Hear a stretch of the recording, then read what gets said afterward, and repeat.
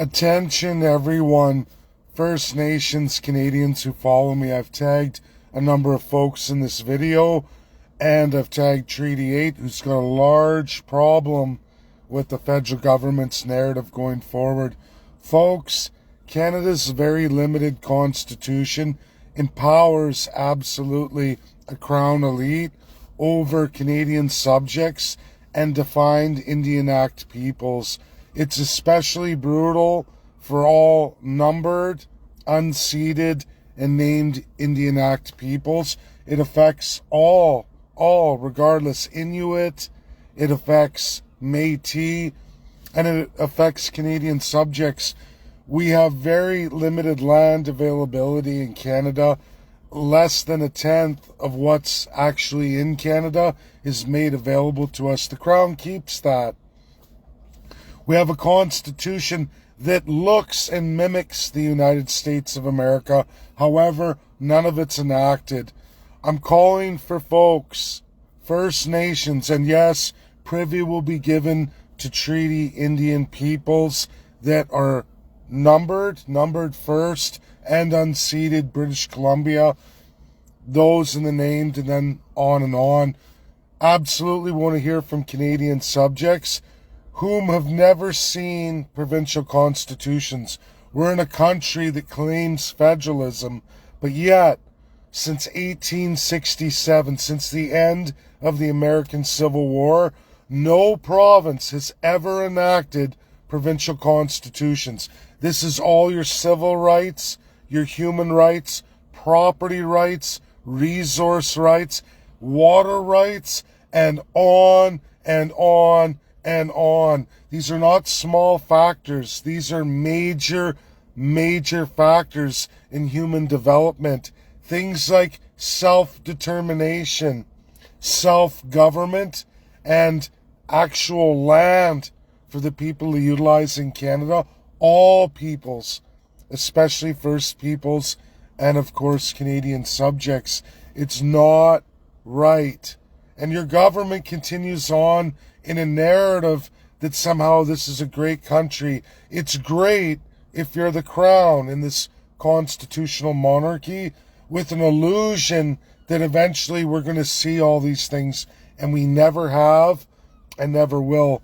I need those who follow me, those who have a problem today with the system, to articulate that in a 30-second to 1-minute video and send that to me. It's got to be done over the next 10 days. Has to be completed. I got to put that together, and that will be submitted for World Constitution Day. It will go through all of American academia. It will sit in the American system with the government of the United States and many governments in the world, showcasing the brokenness of Canada. It's really to highlight the provinces.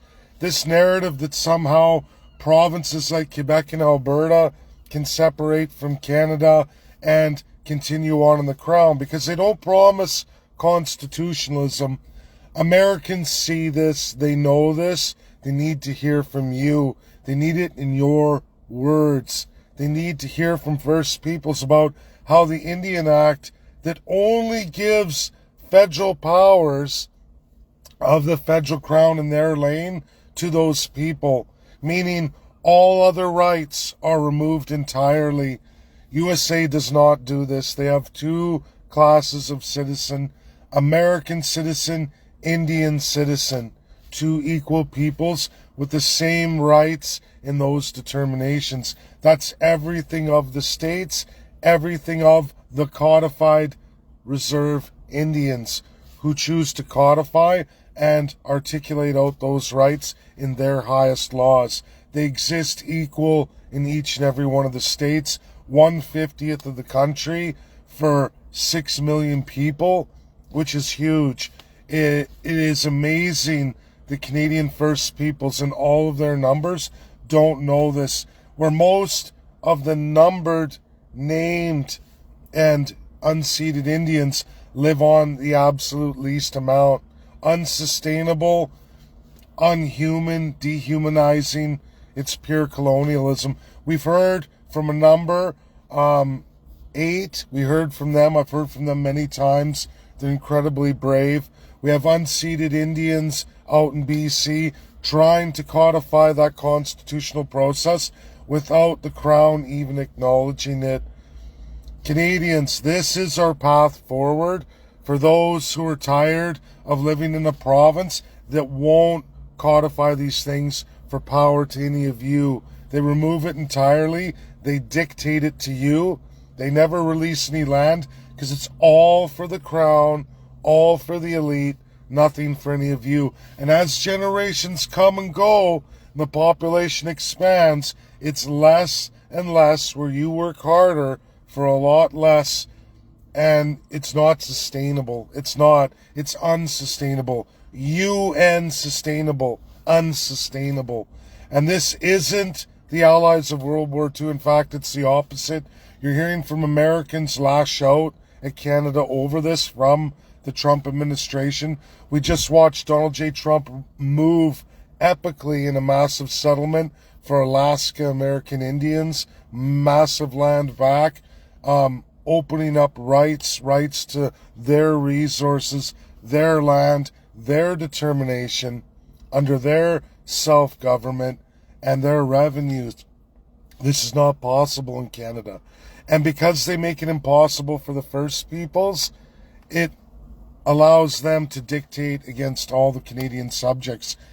If you understand this and you've been following along and you've read the documentation, the Canadian Constitution, you understand that we don't have provincial constitutions like all 50 of the states and many other federalisms in the world, and you don't have that, and you understand the problem of that, please articulate that in a 30-second to 1-minute video. I will take the best 4, put them together, and that 4 minutes is going on for World Constitution Day. Will be published and saved for the rest of our lives. It can never be taken down. And if you doubt that, you can go look. Mine exists forever in the United States from 2020, and this one will continue forever. So God bless everybody. Get it out there. Share, share, share. Let's make a bold statement highlighting the ill and wrong of Canada, so that at least the world, and especially the United States, whichever government looks at it, whichever group, Republican or Democrat, will see that truth and hear your voice and in your words and what you want to see, what needs to happen here. God bless everybody. Share, share, share. I'm going to put it up in several places, this video, so that people can work on it over the next 10 days. God bless everybody. Bye now.